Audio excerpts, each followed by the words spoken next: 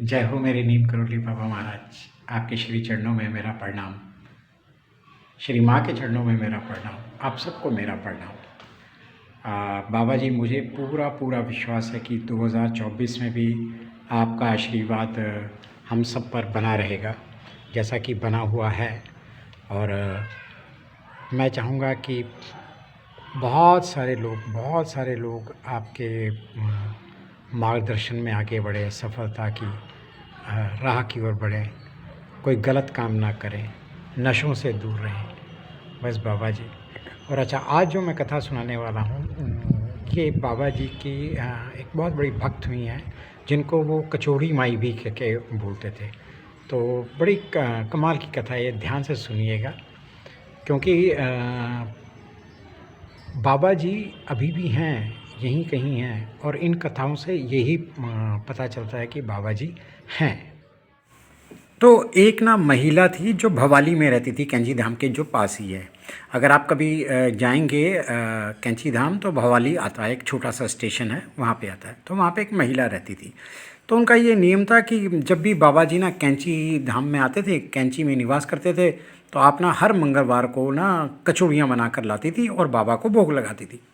कचौड़ियाँ होती तो साधारण थी, पर वो जिस प्रेम से लाई होती थी, तो बाबा जी इन कचौड़ियों पर टूट पड़ते थे।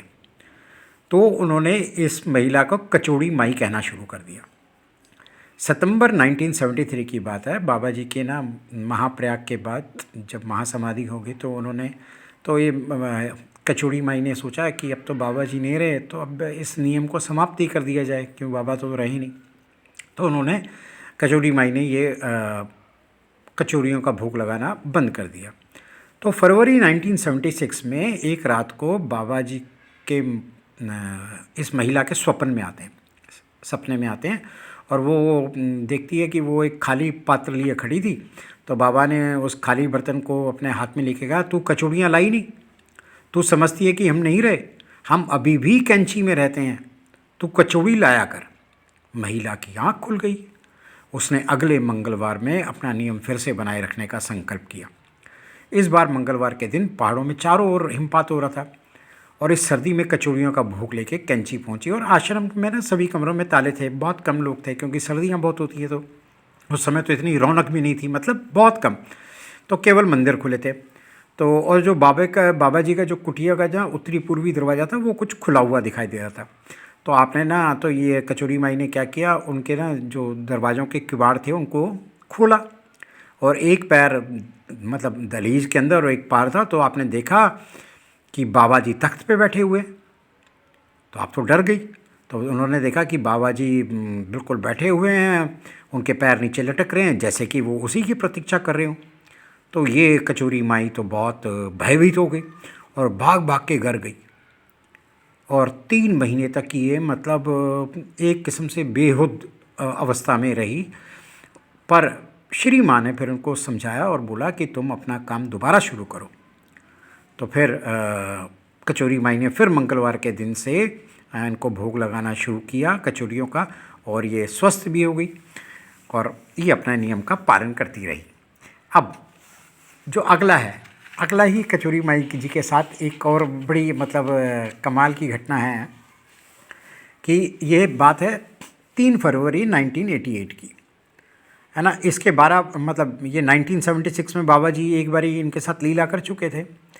तो बाबा जी ने ये दूसरी जो है 1988 में की, कि फरवरी 98 के जो पहला मंगलवार था, वो आपके घर से ना, वो मतलब इनके घर से वो 4 किलोमीटर दूर भूमिदार में बाबा द्वारा निर्मित एक हनुमान मंदिर बनाया हुआ है, जो आप जाएं तो देखें। और वो उनके दर्शन के लिए चले गई, और इसके कारण वो कैंची नहीं जा सकी मंगलवार के दिन, जबकि एक कचौरी लेके जाती थी। तो दूसरे दिन वो कचौरियों का भोग लेकर कैंची आ गई। जाड़ों के दिन थे ये भी। अच्छा, मंदिर में सुनसान था। अच्छा, और सवेरे की पूजा हो चुकी थी। तो जो त्रिलोक सिंह जी थे, जो मंदिर के जो आंगन में बैठे हुए थे और मंदिर के बर्तन साफ कर रहे थे, तो जैसे ही उन्होंने माई को आते हुए देखा, वो अपने जल्दी काम निपटा कर मतलब तैयार हो गए। तो माई कचौरियों को बाबा का भोग लगाने के तैयार में थी। माई ने इस कार्य के लिए उनसे आग्रह कर दिया, और यह सोचकर कि वो पीछे से आते ही होंगे, और वो सीधा बाबा के मंदिर पे पहुंची। उन्होंने मंदिर के उत्तरी द्वार पर रखी दान पेटी पर अपने टिफ़िन का डब्बा, है ना, जिसमें वो कचौरियाँ लाई थी, अच्छी तरह रख दिया। तो अच्छा, ये ना कचौरियाँ हमेशा कटोरदान में लाया करती थी, जिसका ढक्कन ढीला हो गया था, इस कारण वो इस बार वो अपना टिफ़िन कैरियर में डब्बे में लाई, जिसका ढक्कन थोड़ा सख्त था। त्रिलोक सिंह के आने में थोड़ी देर होते देखते तो उन्होंने ना वो टिफ़िन वहाँ पे रख दिया और मंदिर की परिक्रमा शुरू कर दी। तो जैसे ही मंदिर के पीछे पहुँची परिक्रमा करने, तभी वो देखा, तभी उनको लगा कि वो जो टिफ़िन है वो संगमरमर के फर्श में गिर गया, ज़ोर से आवाज़ आई। तो आप मतलब ये तुरंत मंदिर की उत्तरी भाग की तरफ दौड़ी। उधर त्रिलोक सिंह जी ने भी ये आवाज़ सुनी, वो भी मंदिर में भागता हुआ आया कि ये क्या माई के हाथ से ये भोग का डब्बा गिर पड़ा। और दोनों लगभग साथ ही मंदिर के ना आगे के द्वार पे पहुँचे, तो दोनों देखकर चकित हो गए कि डिब्बा तो जहाँ दान पेटी के ऊपर रखा वहीं पे है, और फर्श पर बिना गिरे उनको उसके गिरने की आवाज़ सुनाई दी।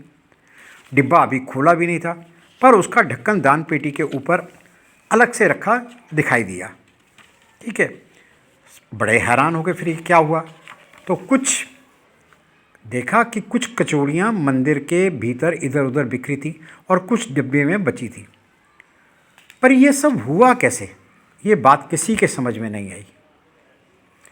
कुछ समय बाद कचौड़ी माई को अपने आप ही लगा कि ये सब उनकी भूल के कारण ही हुआ, कि उनको ना मंगलवार के दिन ही कचौड़ियाँ का भोग लेके आना था, और बाबा जी उन्हें यही दर्शाना चाहते थे। तो मैंने कहा ना, बाबा जी के सानिध्य में जो चला गया, बाबा जी उसको मार्गदर्शन खुद देते हैं, बिल्कुल खुद देते हैं। इसीलिए नव वर्ष भी शुरू हुआ है, आप बाबा जी के आशीर्वाद के अधीन चले जाओ, देखना बाबा जी आपको हर मौके पे गाइड करते रहेंगे। तो ऐसे ही आप बाबा जी के चैनल से जुड़िए रहिए, और इसको सब्सक्राइब कीजिए, शेयर भी कीजिए, ख़ासकर उन लोगों को जो दुखी हों और बाबा जी की जब आशीर्वाद में आएंगे तो उनका भी कल्याण हो। तो श्री नीम करोली बाबा जी के श्री चरणों में मेरा प्रणाम, श्री माँ के चरणों में मेरा प्रणाम, आप सबको मेरा प्रणाम।